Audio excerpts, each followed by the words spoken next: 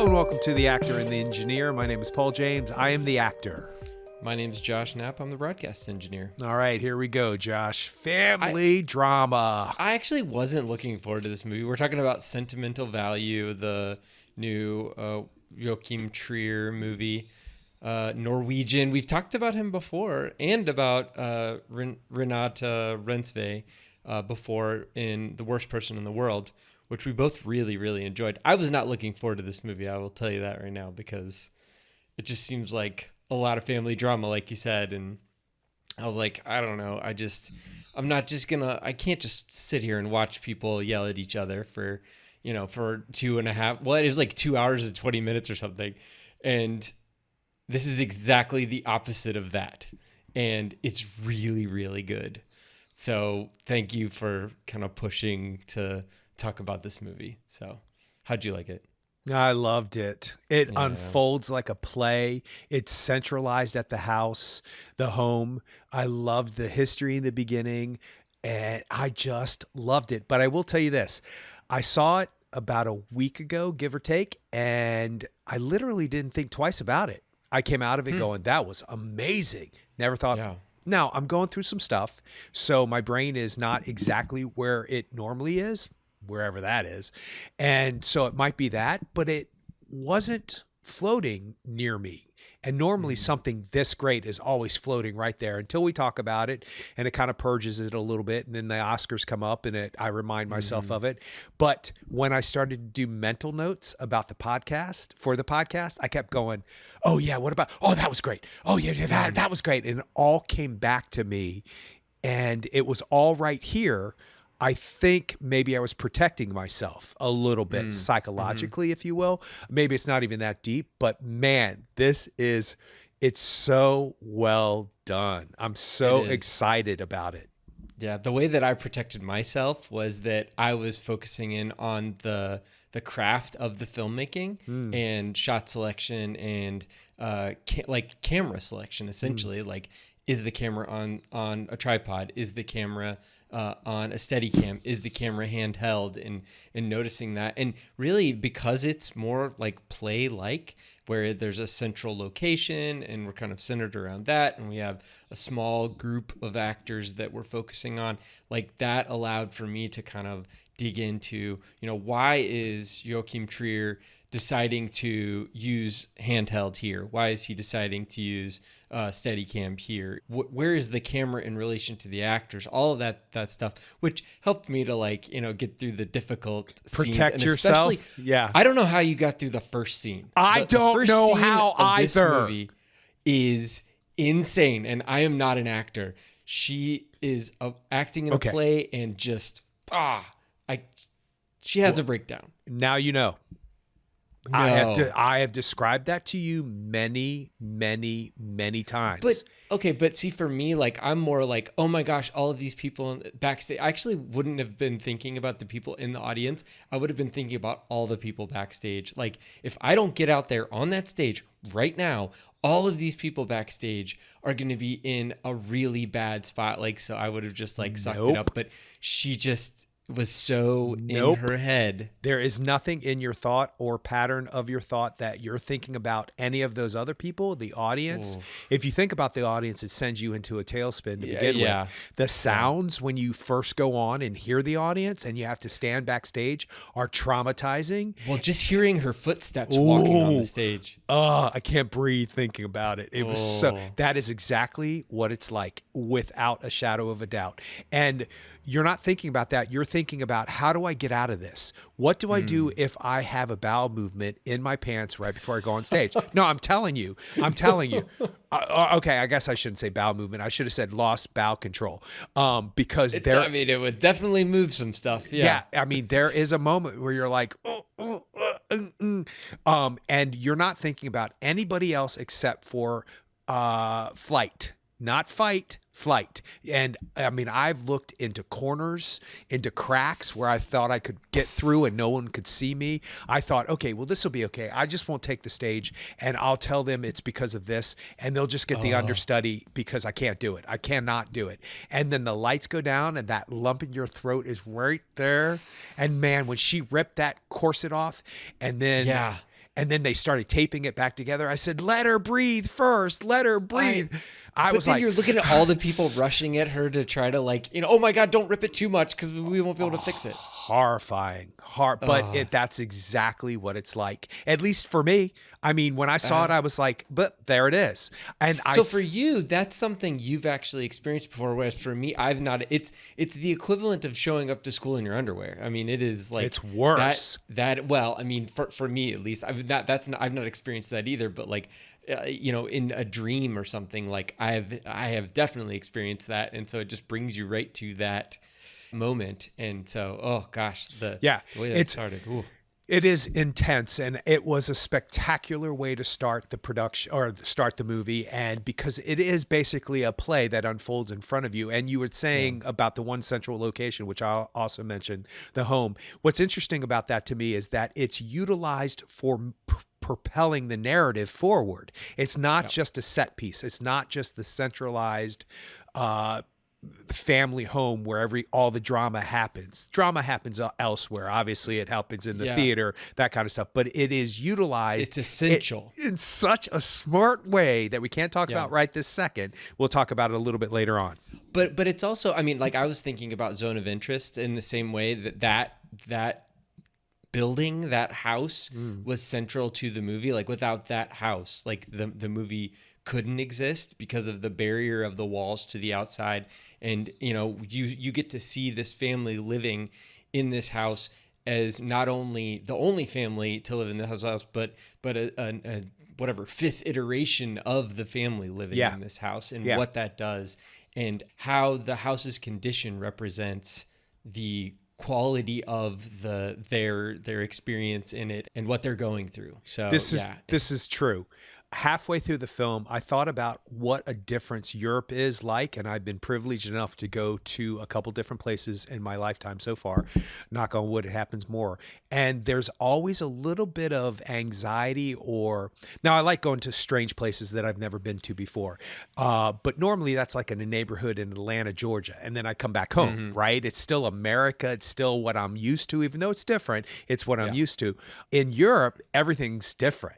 And it gives me a little bit of anxiety. And I kept thinking to myself, what would this house be like if they modernized it? What would this house be like if they modernized it? I'm wondering why they haven't modernized this house. And I thought to myself, oh, well, because this is the depth and the level of these families and this family drama, the cracks and the unfinished or the unpolished wood after all these years, the wear and tear on the furniture, the wear and tear on the walls, and we'll talk about what happens later on. Yeah. I mean, so this movie got 9 Oscar nominations, and I guess we can take a quick pause and say that like some of the things that we were talking about, I mean, we just talked about No Other Choice. That thing just got completely blackballed. Like it had no nominations, which I think was insane. But well, they'll talk about that in years to come. I think so. I think it's good. I mean, Park Chan-wook, just like you look back at some of his movies. I know you haven't seen The Handmaiden yet, but like I just today started watching Little Drummer Girl, which is the Florence Pugh, Alexander Skarsgård, Michael Shannon miniseries that he did, and it's starting pretty well. Like I'm pretty impressed already. So I think that people will probably look back on No Other Choice and be like, man, we missed that one. But we talked about it. I think the last podcast that we talked about it getting shut out.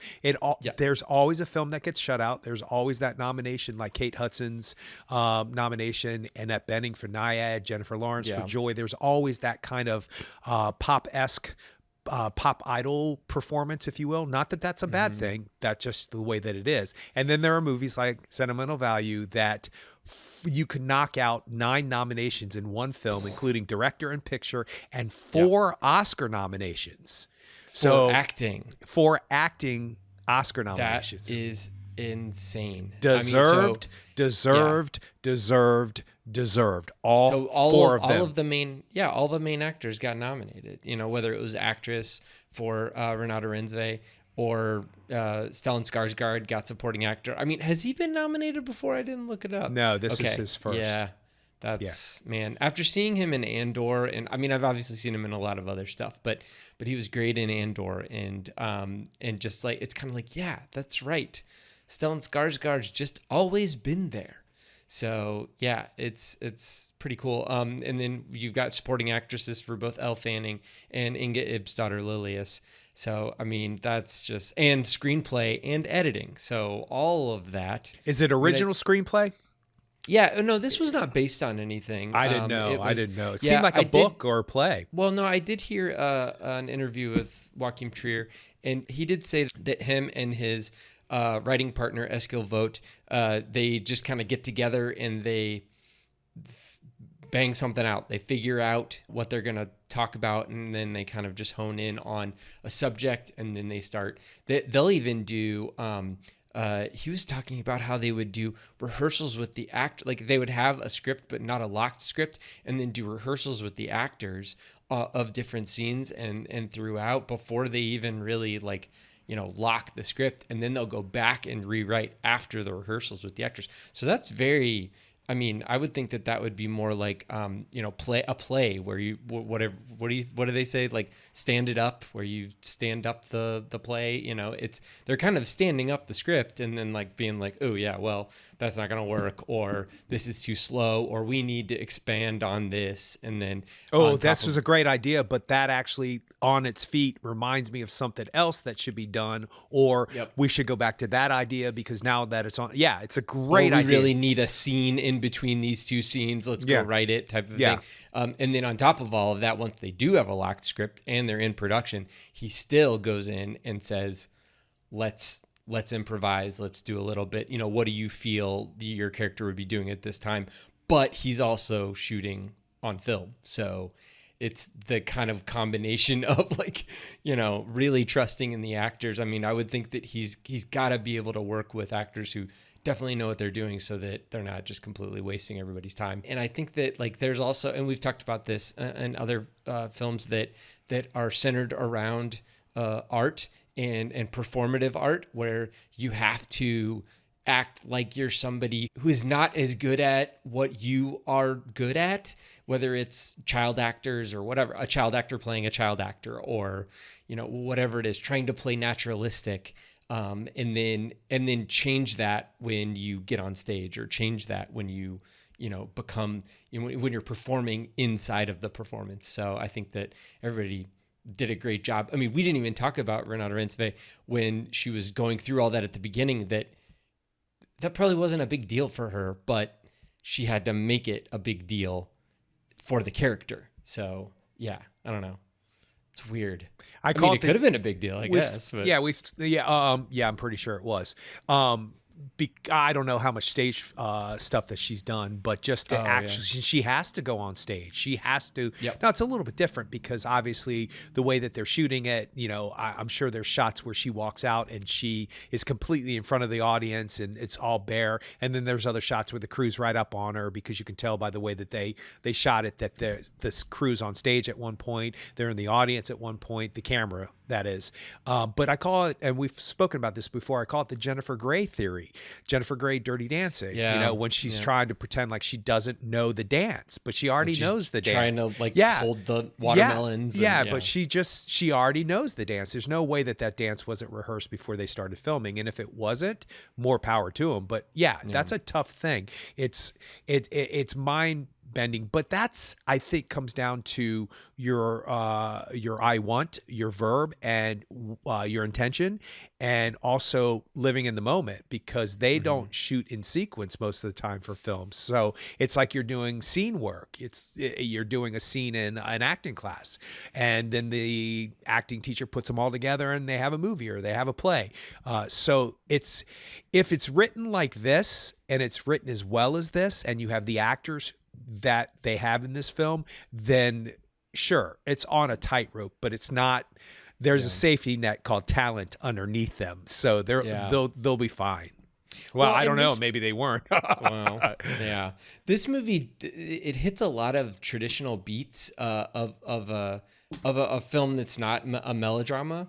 I was thinking about like this versus Marriage Story, and Marriage Story to me was a good movie and great performances, but it was a little bit drier as far as the filmmaking, as far as the engagement for me. Whereas this movie, it utilizes a lot of tricks, and I'm not saying that in a bad way. I think that they're great tricks as far as like, taking the house back to the 1800s and taking the house to the 1940s and taking, being able to kind of like punch in certain places and show how important this thing, which is the house, is to the family and what it represents for the family, whether it's listening in on her mother's therapy sessions through the stove, or whether it's, like, these are things that are inherent to the location. And so the family getting back together after her mom's death, and the father coming back is a bigger deal that it's at the house. The fact that he still owns the house, the fact that he's using the house for his pre-production, for his movie that his daughter has refused to be a part of. And he's now gotten essentially a Scarlett Johansson type. Or, because it seemed like she was in like a blockbuster movie maybe that didn't do well. Elle Fanning's character. They said something about like, oh, the guy in the press junket was like, oh, you would have thought that would have done a little bit better. And then she got all, all that stuff. But it's like, she's not a Meryl Streep or something. She's more, I think she's a bigger name box office actress in this movie. And then she wants to, do something different, a Norwegian film, type of a thing. So, by the way, his movie that you were talking about, the movie that he writes for his daughter, I was reading that the translation of the title of his movie in the movie is called Homesickness. So I was like, that's kind of slick. The fact that it's still isolated in that home, and there's the echoes of the previous generations of the family that are still being felt. The ghosts are still being felt, if not directly, indirectly. And then that is what is haunting the family, whether they know it or not. But the other great part for me is that, like I said at the beginning of the movie, like, not a lot is said. We don't know. Like, I was expecting the other shoe to drop. I was expecting, and this is the crazy part to me, is that I feel like I'm so conditioned after watching movies where, like, there's this thing that is supposed to happen, that is supposed to have happened in the past, that is supposed to have, like, been the impetus for, like, you can boil your whole life down to one event. But that's not the case. It's not the case for most people. And it's not the case in this movie either. It's not like there was one particular event that caused a rift between the Stellan Skarsgård character and the Renata Rensve character. Right, yeah. But it's the accumulation of a bunch of things and the lack of a bunch of things. Him not being there, him not being responsive, him quitting on them, all of that is him cheating on his wife, that they obviously knew about while he was making movies. So all of that was built into their relationship, but we didn't really have to have it all laid out in a document or said to us from one person to the other, directly. We could feel it, and they said more without saying anything to each other. The looks that they gave each other were enough, which is what made me think about Drive, and made me think about how in that movie, Ryan Gosling and Nicholas Winding Refn, and they had lines for them, but then they just start pulling them out and saying, like, can you do this scene with one line? Can you do it with half a line? Can you do it with a nod? Okay, let's try it. And then that's what they ended up with on some of those scenes. And in this movie, it felt like the interactions between Stellan Skarsgård and Renata Rensve were essentially that. The biggest scene they have together is at the, when they're sitting at the close to the beginning, and he gives her the script, and she's like, I can't do this. She doesn't even read it. So that's really the most interaction they have, Well, your point's well made by Stellan Skarsgård walking into the funeral, or to the home after the funeral, and or I guess that's right after the funeral, but he doesn't go to that, and he doesn't go into the social area. He takes a beeline for her office, where the mother used to give therapy or counsel, and that says multitude of things about his character and multiple things about his disposition in the house, how long it's been since he's been there. Instead of going in and saying, "Hi, everyone, I'm here," he probably could have gone to that room, stayed there for an hour or so, and left, and felt like he had participated in the after part of the funeral, but without ever having any interaction whatsoever. And you could tell that there's guilt and there's shame, but he's wearing it almost hidden. You can barely see it. And there's almost a defensive quality about, this is my house. I'm allowed to walk around anywhere I want to go, whenever I want to go, irregardless that it's been probably a couple decades since I've been here. And, this is my ex-wife's funeral. It's all written all over him, just walking in and going somewhere else instead of where you think he would traditionally go in any other movie. And it speaks volumes. You're absolutely right. How little they do and say, yet there's so much going on. Yeah. And the best scene of that would be like when they're outside and they're smoking. The one thing that I noticed, and it's a short scene, in which nothing is said, which is, on par for the course, but the fact that he lights her cigarette and then lights his cigarette. Did you notice how close they were standing? Yeah. Could that, to me, and the way that it's framed, once again, we go into like, it could have been a tight two shot where they both of their heads fill the frame. But what Trier did is he kept a wide shot where there's a big bush behind them and they're standing in front of the bush and you can see the building behind them, but they're really close together. I mean, it kind of they look a bit like diminutive compared to like the house, compared to, the size of the house. And also the fact that they're so close together, like it seemed like what I got from that is that it felt like they were attached in some way, but not in a way that was beneficial or useful, but still attached. And so that was that point in the movie where they just knew that they were together and they were okay being together, but it wasn't really doing any good for either one of them.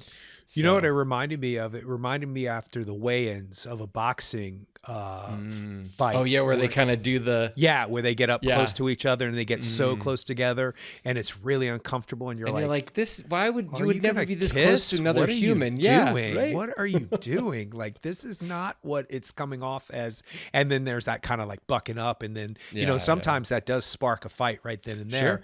And that's what that reminded me of. It reminded me of the whole world is wide around these two people, but they are forced to be together, but they're going to both stand their ground, and they're not backing down. I am as strong as you think I need to be. I am as strong as I need to be. And, and the cigarette is the fist. That's what I thought of when I thought, cool. Yeah, that's what I thought of when I saw it. But also the cigarette represents how they are still a lot more alike than they probably want to admit to each other, because smoking is not that common nowadays. I mean, maybe in Europe it's way it is more common. Yeah, that's true. When I was in Prague, I was like, geez, Louise. Yeah. Both because I was in Germany and France a couple of years ago, and it was, especially in France, but I mean, even Germany, you're like, really, guys? When I was in Dresden and they're smoking and they're flicking their cigarettes next to live Christmas trees. I was like, Europe, love it. Yeah. So, but that's common ground, that they are still connected. I was in Sweden, and there was barely any smoking in Sweden. But that's not Norway. But Sweden, I mean, look at them. That's why they look the way that they look. Well, he is Swedish, but this movie is Norwegian. Norwegian, yeah. But I mean, I'm sure that he can pass for a Norwegian person. But yeah. So sure. She both Renate Reinsve and Inga Ipsdottir Lillias, I believe, are Norwegian. And then we also had a guy from her. What do you think about the boyfriend character? That was interesting to me that they spend the time on that, and I think that that's kind of like, it's also a representation of she wants attention. She's an actress, so she wants attention, obviously, but Don't roll your eyes. I mean, everybody wants attention. Everybody wants validation. No. Everybody in a movie needs attention. But it doesn't necessarily mean just because she's an actor. Sorry, I rolled my eyes, but I've heard that statement many times. I understand, but there's a difference between me and you. You feel alive when you're in front of a bunch of people and they are listening to you. No. I feel uncomfortable. Okay. Yes, correction. I feel as if it's real, more real. I don't know what the English. I feel like the truth on stage feels more like reality than my actual reality.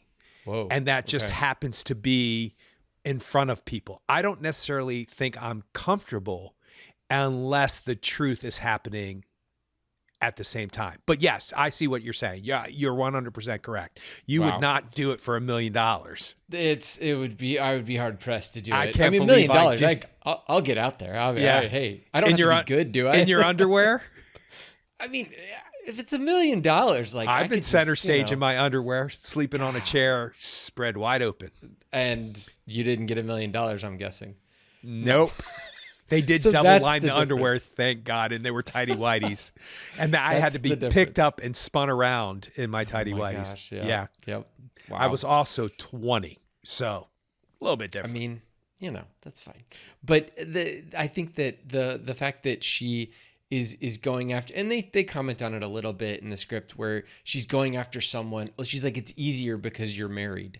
I don't like. There's not like this expectation of a boyfriend, girlfriend, potential husband, wife situation because he's married. And then the moment that she finds out that he's getting divorced, she's like, this is great. We don't have to hide. And the guy's like, whoa, I'm not into that right now. So, I mean, which we know nothing about that character. Like it's a flimsy character as far as the script is concerned, but it's not really about him. It's about her desire and what she does in that she's not even really like inspecting like his side of it. She's just kind of like, oh wow, that now is somebody else who's literally walking away from me. I see it differently. I see it as without that character, you would not have a sense that she can be intimate with anybody else because of the psychological damages that her family has done to her. So she needs to show some form of affection to another human being needs to be shown, for better, for worse. She shows affection to her sister. She shows affection to her nephew. That's true. I mean, that's true. That's true. You're true. But there's a difference between that kind of affection. It's not intimate in the like romantic sense. Intimate, but it's different. There is when somebody can't be in an adult situation like that, that's usually a psychological thing from being damaged as a child, that you can't share yourself or that part of yourself with another human being. I'm saying in movies from my observation. And the other relationships are healthy relationships. So you see that she's capable of that kind of stuff. And the nephew's a cutie and he's just a sweetheart and he's just natural and he's just real. It's almost like they're more than just aunt and nephew. They're almost like stepmom and stepchild, which is, I say we should kind of like go into spoilers. So let's do that. Let's go into, I thought it was great. I think that I did not get to see it in the theater. Did you see it in the theater? I did. Great. Oh, the house is beautiful. I bet it looked great. Wow. The house is stunning. That opening shot during that narration of the history, it's so, and that locked on shot that he keeps with the house throughout whenever they flash. And the doorways. Yeah, and the doorway and how he locks into that shot whenever you got to go back to the house, even in present day of what's going on. And then later on. Yeah. Okay, so spoilers. It was really trippy when I saw the renovation of the house, quote unquote, and then her making lunch for her nephew. I was like, oh my gosh, what has happened? I knew immediately what it was. Oh, this is another one of the tropes or another one of the tools that he used where, you're foreshadowing something and then paying it off at the end. And it's so well done. It's ridiculous how well it's done. And here's why. And somebody had questioned Elle Fanning's nomination. And I said, okay, I don't know how to explain this to you because she had to do that Jennifer Grey thing. She had to sit there and read that script as if she's never read it before, one, or maybe a couple of times like people do at table reads. They read it a few times before. Some people don't at all. They come to the table read and read it. Never me. But then she had to read that scene, act that scene, know that she wasn't right for the part, know he wasn't seeing what he needed to see, knowing she knew he was only being nice to her because this is the choice he's made. That he It's really, also how it got funded. it's That's how how it he got his money. It got funded. So he's going to be okay with the performance that he got. Yeah. And you see the performance you're going to get from her. And you could tell she's struggling knowing there's a deficiency and something is not right there. And then later on throughout the film, when they're filming or rehearsing, she's trying an accent that doesn't work. It's completely off. And I was like, oh my gosh, this is tapping into all of my worst fears as an actor because... Did it make you think of Valkyrie? It made me think of Valkyrie, like where Tom Cruise plays a German general or a German colonel, and he's just like, it's just American accent, and everybody else but around they used to him do has that. Yeah, they used to do that all the time, though. But you make a choice. Everybody, whether it's Humphrey at October, all the Russians had British accents. Yeah. Fine. Yeah. Fine. That's okay. Just make a choice and go with it. And then we can do that. We can, as an audience, can handle that. But if you have one person with one accent, everybody else with another accent, and they're all like family, you're just kind of like, what? What's happening? And that used to be the norm. That used to not even be questioned. It's like Sean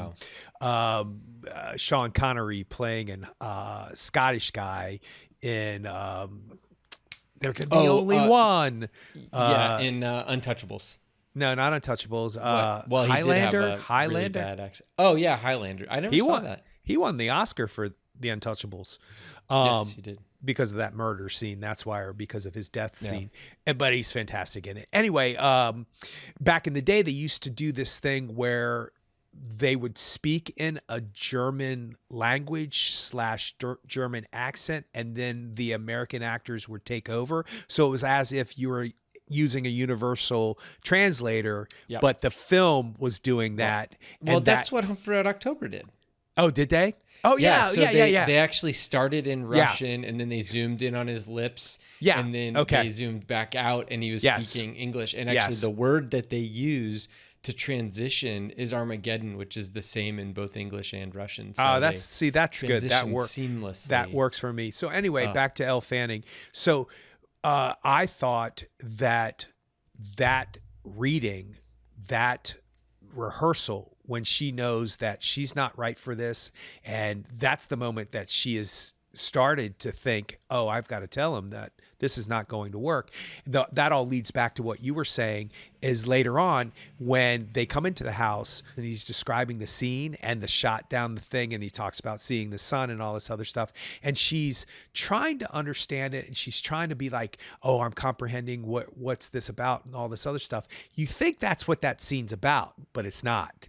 That scene's about what happens at the end of the film and how Renata does it so perfectly when she doesn't say anything, and you know exactly what she's thinking. And Stellan Skarsgård is describing to Elle Fanning, and Elle Fanning is looking like a deer in the headlights. She doesn't really understand. She's trying to be artistic, and she's trying to understand this great director and all this other stuff. I think it is a superb performance, and I'm happy that this is her first Oscar nomination, and I think she deserves it. I'm not saying she will win. I'm not, who knows at this point. Yeah. But without her doing all of that stuff that she does in those sequences, the end would not resonate as hardcore as it does. Without seeing it done not right. So you have an actress acting not right in a scene. Imagine it. Think about it for a split second. Yeah, that's hard. I can't. Yeah, it's almost near impossible. So I'm so glad that she was recognized. Yeah, and we've seen her take over movies before. I mean, Neon Demon, she's it. She's all of that. And she does an amazing job in that movie. You I know, mean, like she was there's in the Broadway show Appropriate. Sarah Paulson. She plays oh a character in that. And she was really solid. Like, and hmm that was she never done a play before ever. hmm And her first play is a 3-hour crazy ass drama oh my on gosh. Broadway, and she was solid. Like she held her ground. Did you And watch she, it? Did you see it? yeah, yeah, Oh, yeah, cool. yeah, Wow. yeah, yeah, Oh yeah, my gosh. yeah, yeah. I went up there to see that play because Mm, Sarah Paulson was in it, and I wanted to see gotcha. Sarah Paulson on stage. And Sarah Paulson ended up winning the Tony Mm, for it, and Elle Fanning was part of the original cast. It was wow. really interesting to watch somebody who you knew hadn't done any of that before Yeah. act like she's been doing it since she was 2 years old. Oh my Talent, gosh. talent. Yeah. Imagine that. So yeah, I think that's, it's, I'm glad. And also the Inga Ipsdotter Lilius nomination, You like say that so easy. half, okay, well, thank you. Half of the way through the movie, I was like, there must be some blockbuster scene here because she's not really in this movie. And then the last half of the movie is a lot. She's propping up the character, the Renata Rensve's character at the end of the movie because that is she's returning the favor that was given to her when she was younger, and that was that scene. I mean, the scene of them in the bedroom reading when Renata Renze finally does read the script, and it's if men could just talk, Yeah. and I'm not saying that like I'm any better, but if men could just talk, like things would be so much easier, I think. Yeah, I agree with you. I know exactly. I was just saying that to somebody at work. They were talking about how their wife is obsessed with Sex in the City and the Gilmore Girls. And I was like, Mhm. okay, good for you. And she's made me watch it twice. And I was like, okay, first of all, she didn't make you watch it. You watched it. Second of all, you should be lucky that you have a woman in your life that allows you to be a man who's going to feel emotion through a show that most guys probably won't even touch. If Yeah. we had more people watching that kind of stuff and more women watching other types of film, chick films instead of dude films, which I hate those terms, but that it's to get my point across. If we had more guys watching those type of films, maybe the world would be rotating in a different way. So I agree with you Yeah. 100%. 100%. Yeah, but the fact that he has to write a whole movie about her to show her how much he understands what she's gone through, like, just is. And the other amazing thing about that bedroom scene is when she says, how come our family didn't mess you up? And it shows that even though you are a sibling in the same situation, everybody has a different experience and a different relationship. And that younger sister, Agnes is her name in the movie, because I'm not about to say her name until I practice it right before the Oscar telecast. I'm going to get it right. I know I am. Eventually. But she is the young actress in the film that he makes that was so critically acclaimed that kind of put him on the map. You remember when? Oh, is it the Oslo? Yeah, Whatever it is. Yeah. that little girl is November something. Yeah. Oh, really? Yeah. Oh my gosh. Yeah. I didn't Yeah. know Yeah. that. Yeah. That's so Yeah. cool. Yeah. They mentioned something about, well, maybe that's why you guys are close. And she's like, well, we're not exactly close, but and what it's so good. So good. Screenwriting so good because it sets you up for what's going to happen at the end of the film with yet another family member about the same age as the young girl, the second sister in the original Holocaust movie that she starred in. And the fact that it meant so much to Renata, Nora was a character's name. Acting meant so much because I think that that's also part of that opening sequence is that I have seen a lot of people backstage, and most people that are super right there where they need to be talent-wise are usually like she is. I think it shows that it means something to her and that she actually has a talent, because I don't think, from my experience, that most people who are like, whatever, I'm not that nervous, they are lacking something, or they don't. Some of them are good, but there's an edge to them that's not there. And so to have the younger sister be so Oh well, I was in a movie. It was critically acclaimed. I'm not interested in doing that again. I'm a family person. I have children and a husband and a good life.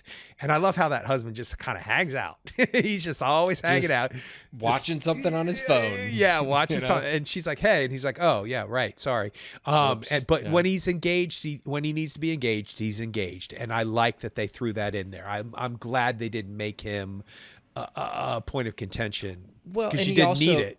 and he also is genuinely checking in with her and saying like, Yeah. you know, how are you, like, is this, and are you having issues, do you need me, Yeah. essentially, like what do you need me to do to support you right now, you know? And you see him do that, so it's not him just being like, oh, whatever, I'm gonna go watch the soccer game or Yeah, whatever. no, he's there when he needs to be, or he's Yeah. there when he's needed, or he's there. Let's put it that way. But all of that stuff that we just talked about is evidence that one family member can have a completely different experience than the other. You know, the younger daughter was an actress in an acclaimed film, could care less about it really Mm-hmm. nowadays, to the point where she allows her son to do it, obviously later on.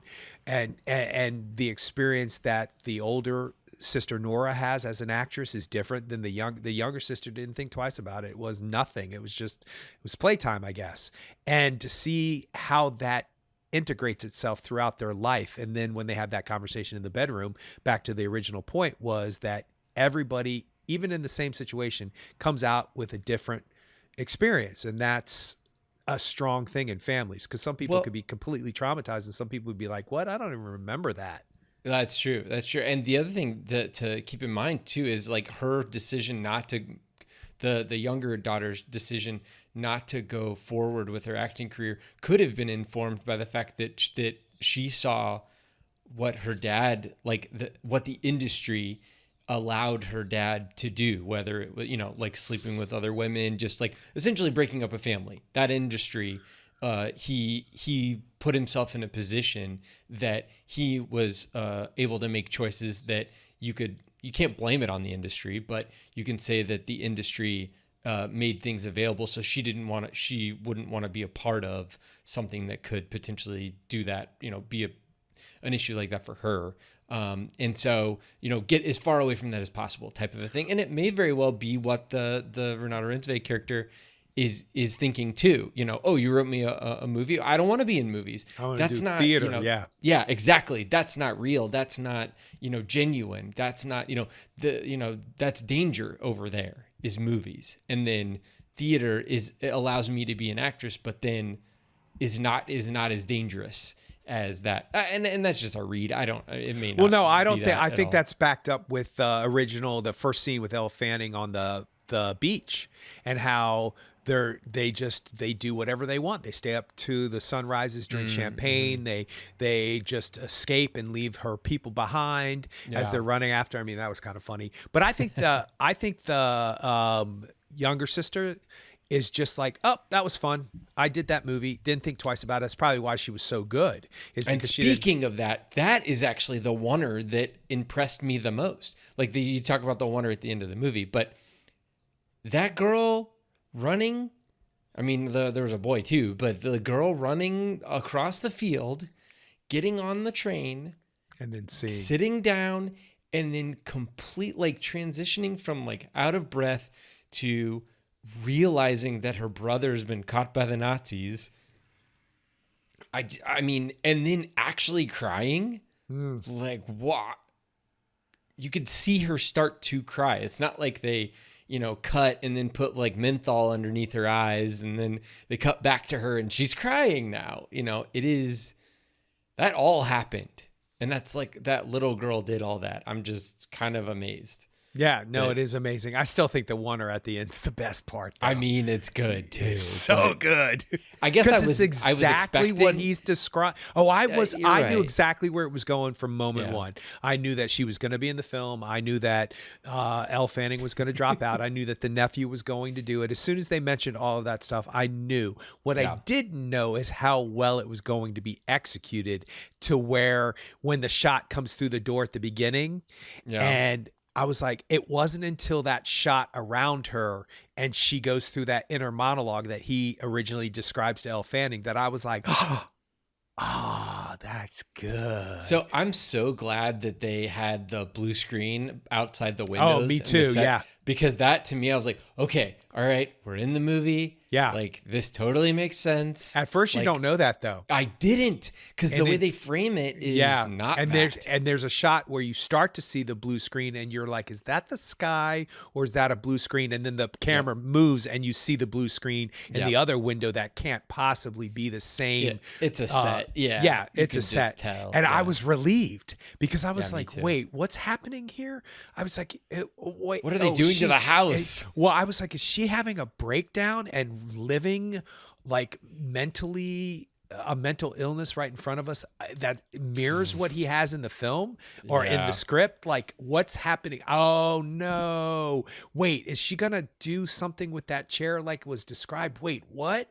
No. And thank goodness you see that second set of windows with the blue screen Yeah. because I was like, oh, it's the movie. Of course it's the movie. Of course it is. I was so simultaneously relieved. And that little kid, the nephew, he's a natural. He's as natural in that acting scene as the little girl in the Holocaust scene. Yeah. Because he has an extra beat at the end when he comes back to get his phone, Yeah. which is not the Norwegian flag. But when he comes back to get his phone, which totally makes way more sense in a contemporary movie, but he comes back to get his phone, he has an extra beat, and once again, nothing is said. If he would have said something, if she would have said something, maybe that would have prevented whatever is going to happen later. But nothing's said, but you can tell that he knows something's not right. Oh, yeah. He kind of does that thing where he's walking out, where he's kind of looking behind himself, but not He really. almost runs into the railing. Yeah. He does. So good. I mean, and you're just like, he's discombobulated. He knows there's something wrong, but the proper thing to do is to leave and go to school. And so he does. But wow. Well done. Well done. So well done. Do we have anything bad to say about this movie? Ooh. I don't think so because, I mean, it unfolds like a play. It reads like a book. It feels like a movie, but it actually, I felt voyeuristic on some level because there were some shots where I was like, I don't really want, when she's talking to the guy she's having the affair with, I was like, I don't think we're supposed to be in this room. I don't think we're supposed to be in the room during Elle Fanning's read through. I felt uncomfortable. I was like, no, this is too real. I didn't like seeing him drunk, although that makes a lot of sense. Him being, he takes things to an extreme. I don't believe they were setting him up to be an alcoholic, but I think they were saying he takes things to an extreme. I was uncomfortable with a lot of the stuff. I was also strangely uncomfortable when they started renovating the house. I was like, wait, what's happening here? Like, and I was why like, are you doing that? Yeah. and then the shot of the modern, I was like, there it is. Stay in Europe inside a modern day looking house. I could do that. Like the anxiety went down, but it was also very personal and very voyeuristic for me to be watching it. I felt a little uncomfortable with that, but also couldn't look away. No matter what I did, I couldn't look away. And the emotional center of the film is right there. The tone of the film is strange in places. It's just the whole feeling of that beach scene that we talked about is odd. What is this older guy doing with these younger people? Like, is this him wooing her to be in his movie to get financing? What's happening here? There's a lot of oddity about the film that gives it a strange tone. Yeah, it's obviously not the first time way. that he's been with a lead actress. Now, he's 70 years old. So, it's a different thing than when he was 50 years old, I'm sure. He may have been 50 with a 25-year-old actress or a 30-year-old actress, and now he's 70 years old with a 25-year-old actress or 30-year-old actress. So the romantic part of it is not necessarily a thing, but her reverence for him and for his movie, is what's keeping her there and is what's causing her to make all of her people jump through hoops to get this to happen. So, I mean, he's playing the game. Yeah. Yeah. Well, I think that's definitely true. And what's interesting is there's this tightrope of, what is he doing? Is he interested in her? Is that just what I'm assuming he's supposed to be, that because that's traditionally what this would turn out to be? Or is he wooing her because he really likes her as an actress? Or does he need money? What is this all about? And sorry, side note, going back to the very first time you see Elle Fanning, because obviously I'm a fan of her in this film. In the movie, when she's watching his movie with the daughter in it, and you shoots to her and she's crying and she gets up and walks away really quickly. I think it's so smart. You're right. Nothing is said. It's so smart because it sets her up to have integrity. It sets her up to have substance, that she actually legitimately felt something watching this movie. She's not just giving him compliments because he's a well-known director that can give her a part. She actually says, hey, your movie really affected me. Without that opening sequence with her, it would be unbelievable. You'd be like, oh, she wants something from him. She's not. That's true. It's so good. It's so good. It's so good. So good. Yes, I agree. What about the scene with the older actor that was his buddy that had been in a bunch of his movies, and he went to go see him, and when he found out that's one of those little baby scenes, but I think it's obviously more about the Skarsgård character than it is about the actor that he's going to see, but it's like a confrontation. Cinematographer. Oh, was it the cinematographer? Or he was the DP? Yeah. Oh, yeah. I thought he was an actor. Okay. No, he's the DP but there's more sense. But you know what it says? You know what it says? It says you can never go home again. That's what it says. Yeah. You can't. But who's sitting next to him at the end of the film? Exactly. And that's where I was going with it. And I was like, so he did still have him. Because it's more important to have that talent as the DP and the cinematographer and the history, and compensate for the guy being elderly and dealing with the fact that, I mean, what if the guy was in a wheelchair all of a sudden? Or what if the guy had some form of a broken arm or something? They would compensate for that. And because people are of a certain age, we think that we just have to, go lightly around them, when that man's mind was all still there. He was just not functioning because he's 85, 90 years old, however old he was, because he's obviously much older than Stellan Skarsgård. Yeah. But it shows that when in doubt, you go with what you know and who you know, because that guy could sit in a chair and do the cinematography and tell him what lighting he needs and whatever he needs to make his film great. Just like he ends up with his daughter, who he doesn't have to tell anything to get her to have that performance. So it's a touching scene. It's also a heartbreaking scene because we're all aging. We're all going to get there eventually. And it's like, do you give up on people because they aren't functioning the way you think or what you're used to them? And obviously that shows integrity in Stellan Skarsgård, Gustav's character, that yes, the film is the most important part, but he still went back to his friend regardless of the situation. That warmed my heart. I cried a little bit. I was touched. I was like, there he is. I love that. And I think that the thing that maybe it shocked him a little bit more, and now that I'm thinking about it, was that the first thing he said is like, oh man, your grandkids must love this place. And he's like, oh, my kid doesn't show up here and my grandkids don't show up. And then he's like, wait a second. Like, I just assumed that you had this great family life, and now that vision of this guy's life was shattered. He was like, oh, well, like I don't talk to my kids, but at least my cinematographer, is able, has a great life. And it's like, oh, well, it's not working for him either. And he's old and he has a cane, and he's just like, it's just gotta be such a bummer for him. And then, which is why he, backpedaled a bit when he's like, well, Netflix, they have a say too. And you just like feel horrible. Yeah, I'm not sure if that's true or if he leaned in. I'm sure it wasn't. I don't know. It might be true, and he leaned on it because he probably could have said, I don't care what you say, this is the guy, which is obviously what he did. Yeah. Because so if Netflix did have a problem, he was like, well, I'm an award-winning director. Yeah. And this is my award-winning cinematographer. So, no, I think that also shows just like in Jay Kelly, which I know you didn't really particularly care for, but it shows that sometimes Another scene where somebody's running through a field, Oh yeah, yeah, that was and he's chasing somebody. yes, yeah. If that's the scene you're basing your opinion on, I get what you're saying. Yeah, I was like, come on, yeah. I thought it was all set up. George Clooney looked great. Yeah, George Clooney is also. I'm not going to run through a field like that, but I'm also not George Clooney. Anyway, side note, the reason why I brought that up is because it's all about giving up something to gain something. And you have a family and you have these situations, but yet you have to give all of that up because this is what's most important at the time, this movie, this project.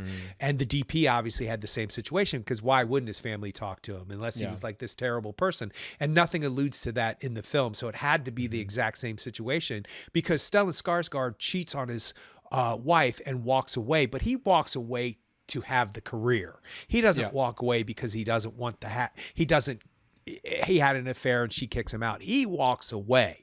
That's a very interesting way that they show that, because the wife never says don't go or stay or anything like that, or you can go, you need to get out, none of that. He just is like, later, you've given me my opportunity, I'm gone, now I'm going to go do what I was meant to do, even though I have 2 kids, even though I had a family, even though I have this house, so forth and so on.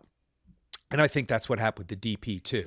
I think his family, what's the expression? You gain everything in the world, but you lose. What's that expression? There's an expression like you gain everything in the world, but you lose your truth or your something like that. There's an expression. I can't remember how it goes, but basically it's, your soul. Is that the expression? Wow. Oh, or that's an autofill. Oh, is it?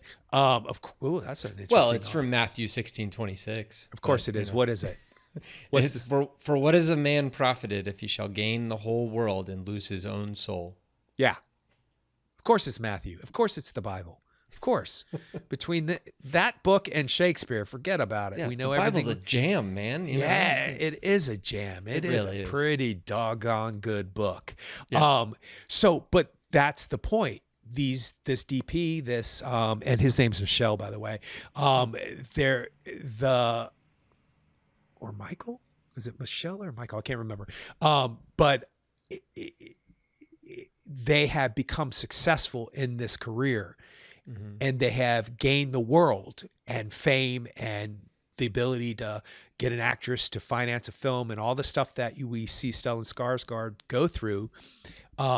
And this beautiful house that the DP has and all the stuff. And he even comments, hey, your grandchildren might, but he's gained the world, but he's lost what really probably is what he needs at this point in his life. He gave it all up, he sacrificed for it. So it's a statement, But he's trying to claw it back, I mean, and he does in his own way. He does. And that might be the motivation for why Gustav gives the DP the job after all, because he now realizes, hey, and I also think that when you notice or when you realize that the daughter is doing the movie, that obviously they've come to a point where they're like this, but they're okay with lighting each other cigarettes. They're okay with being in the same room together. They're okay with the silent communication and that is reflected in the really kind of like happy ending sequence.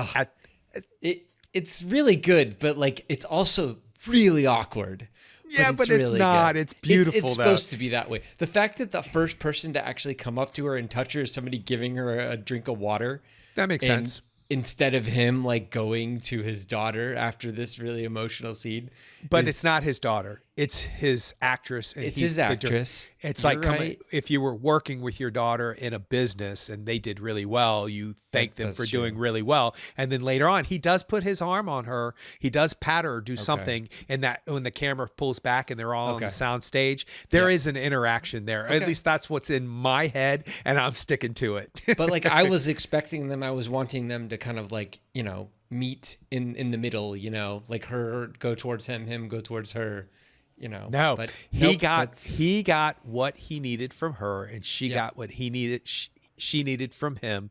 And it's all in that sequence where that camera turns and she faces outward and all that stuff goes through her head before she goes into the back, and shuts you hear the chair fall.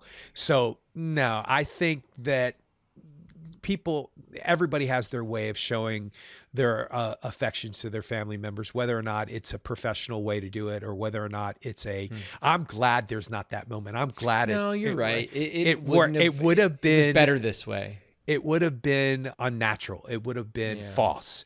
It would not have rung true. The way that it all kind of comes together and they meet, why the whole crew is working around them and they are family at that very end is so good. It's so good. So real quick, as we come to an end, I think Stellan Skarsgård will win the Oscar. Yeah. Well, he won the Golden Globe, right? Yeah, and we'll see with the Critics' Choice. I'm still a Sean Penn fan, and one battle after another. And Sean Penn has won a couple of awards, and same with Benicio del Toro. But there is something special, and Hollywood loves him, Stellan Skarsgård. Yeah. And so it might be his time, and it's the right part. He is a little bit more of the lead than a supporting character, in my opinion, but that doesn't matter really to me at all. I see why they put him in the category he is. And unfortunately, I think it's going to win screenplay too. And the reason why I say unfortunately is because I want Sinners to win something. And I would love to see Sinners win screenplay just because it wasn't supposed to work. And it totally worked. 100%. Meaning Sinners. It's a great screenplay. And I think that this movie to me was more about the filmmaking than about but maybe I think that about everything. I don't know. But that's okay, because that's what you bring. And also, I think this has more of an Academy Award winning vibe about the screenplay when we look back on it.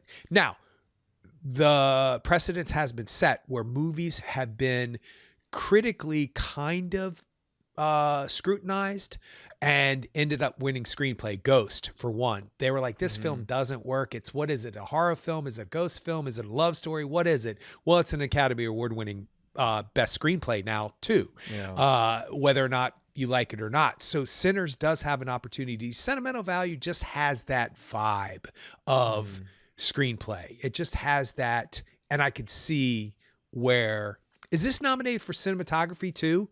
No. Or no, it's not. Film editing, any of that stuff? Editing, yes. Editing, well, we'll see. I think they're going to honor Stellan Skarsgård, and that's going to be the win for this film. But we'll see. We'll see. Yeah. No, that'll be cool. Just the fact that it's getting it in front of people, hopefully, much like Worst Person in the World. I mean, because that got nominated too. They got nominated for screenplay. All right, you can check us out on the web at actorandengineer.com. You can go to facebook.com/actorandengineer, and you can find us on YouTube. Just search for the Actor and the Engineer podcast. And we'll see you next time.